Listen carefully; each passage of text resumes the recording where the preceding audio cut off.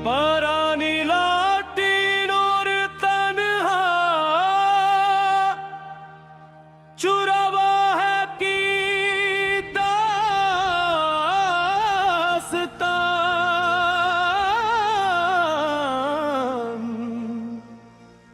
सरसब्ज पहाड़ियों के दरमियान एक वसी मैदान था, जहां बाहर के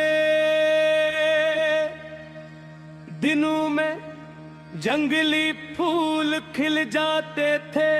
दूर दूर तक सब्ज घास लहराती और शाम के वक्त सूरज की सुनहरी किरनी बोला।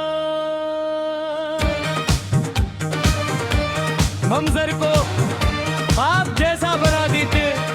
इसी मैदान के किनारे एक छोटी सी कच्ची झोपड़ी थी, जहां एक बूढ़ा चरवाहा रहता था।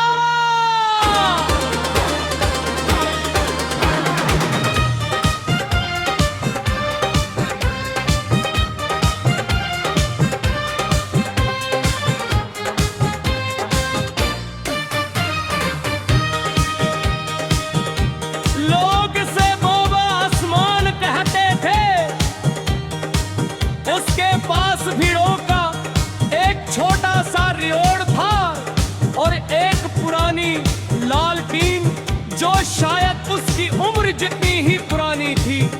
हर शाम जब अंधेरा फैलने लगा, वो लालटीन पे आकर झोपड़ी के दरवाजे पर रख देता।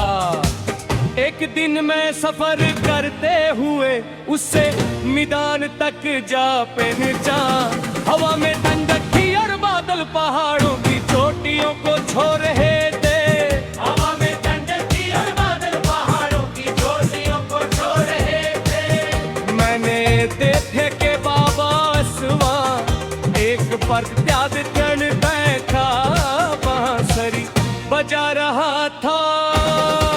उसकी धुन बहुत सादा थी मगर दिल मटी तैयारी जा रही।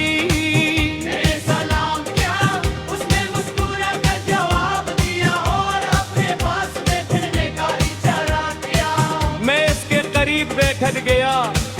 कुछ देर तक सिर्फ बांसुरी की आवाज और हवा की सरगोशियां सुनाई देती रही। फिर मैंने पूछा, आप रोज यहाँ आकर बांसुरी बजाते हैं?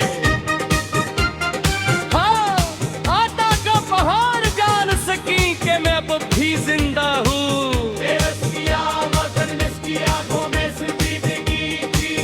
वो आसमान की तरफ देखते हुए बोला, जब इंसान खामोश रहता है तो फितरत उससे बातें करने लगती है।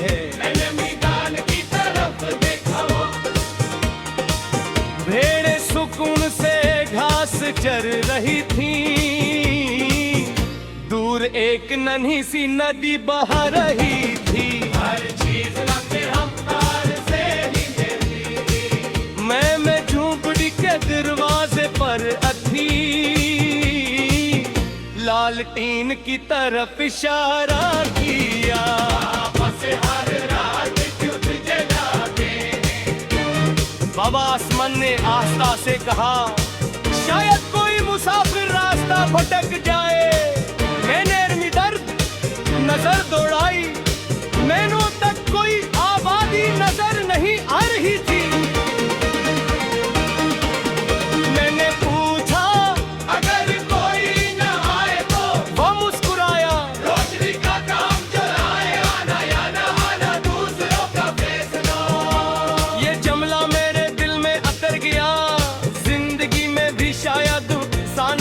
अपना किरदार अदा करते रहना चाहिए, चाहे असली कदर कोई करे या ना करे। बादलों के दरमियान से सूरज की तिरमी समी पर कर रही थी आवाज।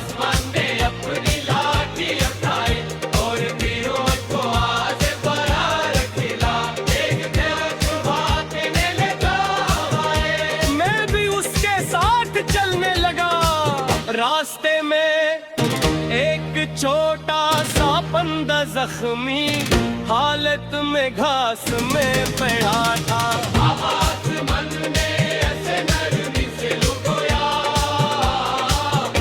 अपनी चादर में लगा जागो, इसके साथ चलने लागो।